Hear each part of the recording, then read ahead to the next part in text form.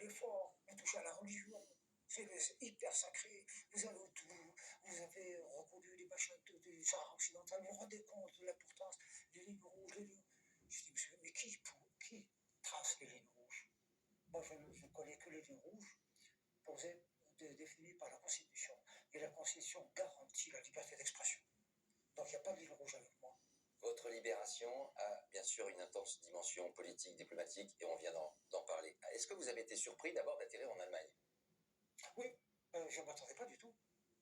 Lorsque je suis arrivé à l'aéroport, on sort du fourgon, qu'est-ce que je vois? C'est un avion siglé présidence allemande, l'avion du Parce parti. que l'Allemagne a joué un rôle important dans votre libération d'intermédiaire. Voilà. Je crois qu'il y a eu un accord entre les trois gouvernements, que je sois d'abord remis à l'Allemagne et pas à la France, parce que ça aurait pu être interprété comme étant un échec, une humiliation pour l'Algérie.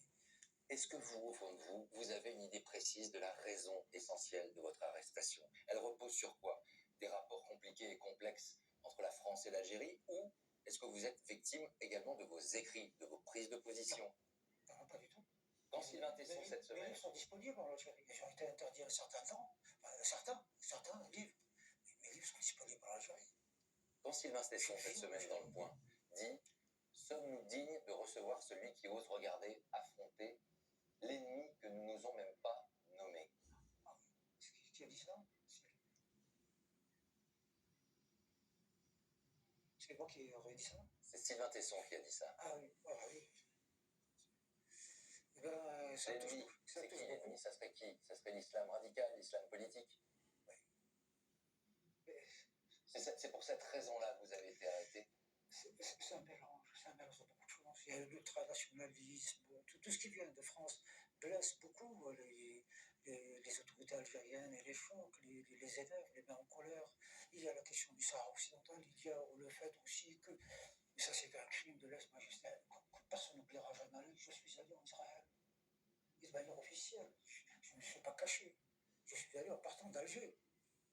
Votre libération, elle a été également un enjeu de débat en France, assez passionnel. Si on résume, d'un côté, il y avait la ligne de ceux qui refusaient, je cite, finalement une diplomatie de bons sentiments, qu'a incarné le ministre de l'Intérieur à l'époque, Bruno Retailleau, puis de l'autre, une ligne de dialogue où les liens se sont renoués, et la visite de Laurent Nunez prochainement est un signe qui effectivement confirme cette ligne nouvelle. Le président de la République, depuis le G20, il y a quelques heures, affirmé qu'il souhaitait bâtir une relation d'avenir avec l'Algérie.